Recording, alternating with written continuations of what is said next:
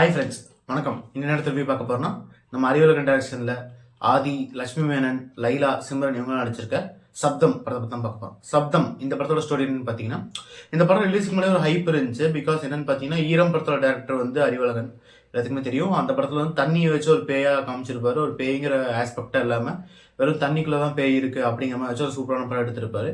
Plus அவர் வந்து இந்த குற்றம் 23, ஆறாவது சினம், வல்லினம் அந்த மாதிரியான படங்களை எடுத்தவர். ட்ரில்லருக்கான ஒரு சூப்பரான டேரக்டர்ஸ் லிஸ்ட்டில் அவரும் இருப்பார். ஸோ அப்படி இருக்கும்போது ஒரு புது கான்செப்டாக கையில் எடுக்கிறாங்க. இந்த படத்தில் வந்து பார்த்தீங்கன்னா சத்தத்தை வச்சு பேய் அப்படிங்கிற மாதிரி ப்ரொமோஷன் பண்ணாங்க. இவர் வேற கொஞ்சம் வித்தியாசமாக இருக்கிறவராச்சே. ஸோ படம் வந்து வித்தியாசமான ஒரு கான்செப்ட், வித்தியாசமான ஜேர்னல் இருக்கனால எல்லாருமே எக்ஸ்பெக்டேஷனோட இருந்தாங்க. அந்த படத்தோட ரிவ்யூ பற்றி பார்ப்போம். இந்த படத்தில் ஒன்லைன் என்ன பார்த்தீங்கன்னா, ஸ்டார்டிங்லேயே பார்த்தீங்கன்னா மூணாறில் இருக்க ஒரு காலேஜில் 2 ஸ்டூடெண்ட்ஸ் வந்து தற்கொலை பண்ணிக்கிறாங்க. அங்கே தற்கொலைக்கு அப்புறம் என்ன ஆகுது பார்த்தீங்கன்னா, காலேஜ் மேனேஜ்மெண்ட் வந்து இது எதனாலன்னு கண்டுபிடிக்கும் போது ஊரில் இருக்கவங்களாம் அங்கே வந்து பேய் இருக்குது அந்த காலேஜில், அந்த பேய் தான் கொண்டுருச்சு 2 பேர்த்தையும் அப்படின்னு சொல்லி வதந்தியை கருப்பு ஆரம்பிச்சிடறாங்க. இதனால காலேஜுக்கு அட்மிஷன் வந்து பாதிக்கப்படுறதுனால காலேஜ் என்ன பண்ணுதுன்னா, மும்பையில் வந்து பேரனார்மல் இன்வெஸ்டிகேட்டர் அப்படின்னு சொல்லி சில பேர்லாம் இருக்காங்க. அவங்க வந்து பேய் இருக்காதுன்னு செக் பண்ணுறவங்க. அவங்கள கூப்பிட்டு நம்ம வந்து செக் பண்ணி பார்ப்போம். அவங்க ரிப்போர்ட் கொடுத்தாங்கன்னா பேய் இல்லைன்னு சொல்லிட்டாங்கன்னா ஊரே நம்பிடும் அப்படின்னு சொல்லிட்டு ஒரு ஐடியா கொடுத்தனால மும்பையில் வந்து பேரனார்மல் இன்வெஸ்டிகேட்டராக இருக்க ஆதியை வந்து வர வைக்கிறாங்க. அவரும் வந்ததுக்கப்புறம் இந்த 2 கொலையை வந்து எப்படி நடந்திருக்கும், எப்படி தற்கொலை பண்ணியிருப்பாங்கன்னு பார்க்குறாரு. ஸ்டார்டிங்கில் வந்து இது வந்து பார்க்கறதுக்கு பேய் சம்மந்தமான விஷயம் இல்லை, ஏதோ நார்மல் பிரச்சனை தான் நினைக்கிறாரு. பட் போக போக அவருக்கே தெரியாத சில விஷயங்கள்லாம் நடக்க ஆரம்பிக்கிறது காலேஜில். அந்த காலேஜில் ஏன் அந்த விஷயம் நடக்குது, அதுக்கும் சவுண்டுக்கும் என்ன கனெக்ஷன், அதை எப்படி இந்த ஆதி சரி பண்ணாரு அப்படிங்கிறத இந்த படத்தோட ஒன்லைன் ஸ்டோரினே சொல்லலாம். படத்தோட மிகப்பெரிய ப்ளஸ் பாயிண்ட் என்னன்னு பார்த்தீங்கன்னா, அவங்க எடுத்துகிட்டு அந்த ஸ்டோரி லைனும் படத்தோட டெக்னிக்கல் ஆஸ்பெக்ட் தான் சொல்லணும். ஒரு வித்தியாசமான ஸ்டோரியில் இருந்தாங்க. இப்போ வந்து பேய் வந்து நிறையா படத்தில் நம்ம பார்த்துருக்கோம். கருப்பு கலர் உருவத்தை போட்டு அங்கே திடீர்னு ஓடும், இங்கே திடீர்னு ஓடும், திரும்பி பார்க்கறதுக்கு முன்னாடி இந்த குழிக்குழுந்து வந்து வெளியே வரும், கண்ணு முன்னாடி வரும், தலைகளை தொங்கும், அப்படி தான் பார்த்துருப்போம். பட் இந்த படத்தில் பேய்ங்கிறதுக்கு உருவமே கிடையாது. பேய்ங்கிறது வெறும் சவுண்டு மட்டும்தான். அந்த சவுண்டு மூலமாக தான் பேய் வந்து ட்ராவல் ஆகுது அப்படிங்கிற மாதிரி நிறைய விஷயத்த டீட்டெயிலாக ரிசர்ச் பண்ணியிருக்காங்க. அவங்க என்னென்ன ரிசர்ச் பண்ணியிருக்காங்க வந்து கடைசியில் என்கடிச்சில் காமிச்சிட்டாங்கன்னே சொல்லலாம்.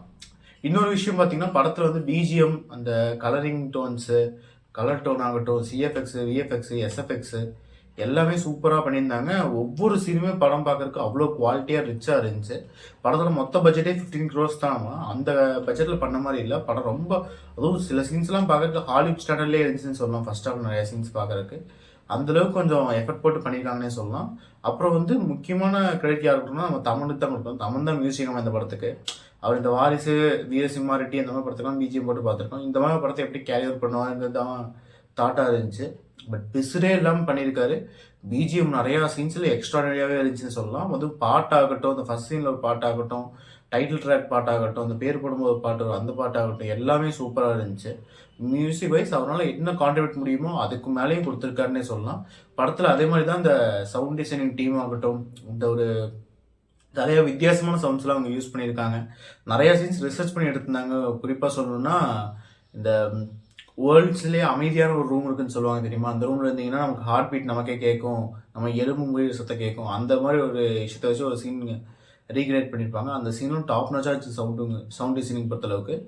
கேமரா ஆங்கிள் ஆகட்டும், எடிட்டிங் ஆகட்டும் எல்லாமே சூப்பராக இருந்துச்சு. பட் இந்த படத்தில் என்ன பிரச்சனையாக இருந்துச்சுன்னு பார்த்தீங்கன்னா, ஃபர்ஸ்ட் ஆஃப் ஃபுல்லாகவே ஒரு இன்வெஸ்டிகேஷன் மட்டும் தான் போயிட்டு இருக்கு. அந்த இன்வெஸ்டிகேஷன் போகுது, அதோட ஹை பாயிண்ட் வந்து இன்டர்வல்ட்டு செகண்ட் ஹாஃப் போகுது. செகண்ட் ஹாஃப்ல தான் இந்த ஃப்ளாஷ்பேக்கு, நிறையா ட்விஸ்ட்டு, ரிவீல்ஸு, நிறைய அன்பிரடிக்டபிள் சீன்ஸ் அதெல்லாம் வருது. பட் இத்தனை சீனும் செகண்ட் ஹாஃப்ல இருந்தோம். ஃபர்ஸ்ட் ஹாஃப்ல நம்ம காமிச்ச நார்மல் இன்வெஸ்டிகேஷன் சீனுக்கே ஈக்குவல் ஆகலை அப்படிங்கிறத ஒரு விஷயமா இருக்கும்.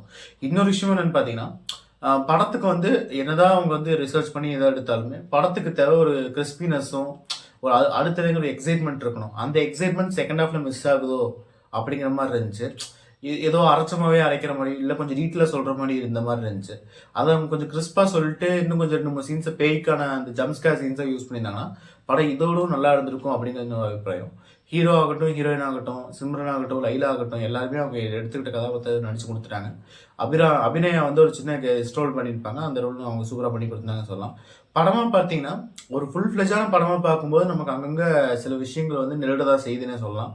குறிப்பாக செகண்ட் ஹாஃப்ல இந்த கிளைமேக்ஸ் சீன்ஸ் ஆகட்டும், கிளைமேக்ஸ் ஒரு 10 நிமிஷம், 2 3 சீன்ஸ் எல்லாம் அந்த வவாலோட சீன்ஸ் ஆகட்டும், அந்த சீன்ஸ் எல்லாம் லைட்டாக நிறுடுற மாதிரி இருக்குது. இன்னும் கொஞ்சம் ரைட்டிங் நல்லா பண்ணியிருக்கலாமோங்கிற மாதிரி இருந்துச்சு. பட் ஃபர்ஸ்ட் ஹாஃபில் நிறையா சீன்ஸ் நல்லா இருந்துச்சு. குறிப்பாக இன்டர்வல் சீன் ஆகட்டும், அந்த ஒரு சவுண்டு கொலை நடக்கும் அந்த சீன் ஆகட்டும், நிறையா சீன்ஸ் வந்து டாப் நாச்சாக பண்ணியிருந்தாங்க. ஸோ ஒரு வித்தியாசமான ஜேர்னர் ஃபஸ்ட் டைம் அட்டன் பண்ணியிருக்காங்கனால இது வந்து இந்த குறைகள்லாம் நம்ம மறைக்க விடாமல் டெக்னிக்கல் டீம்ஸ் வந்து பார்த்துச்சுன்னே சொல்லலாம். இந்த படத்தை நீங்கள் ஓடிடிலாம் பார்த்தீங்கன்னா அந்தளவுக்கு பிரயோஜனம் கிடையாது. ஏன்னா சவுண்ட் டிசைனிங் டீம் பண்ணி ஒர்க்கெல்லாம் அந்த அளவுக்கு இருந்துச்சு. ஸோ நல்ல டால்பி அட்மாஸ் சவுண்ட் இருக்க தேட்டரில் போய் பார்த்தீங்கன்னா கண்டிப்பாக இந்த படம் டிசப்பாயிண்ட் பண்ணாது.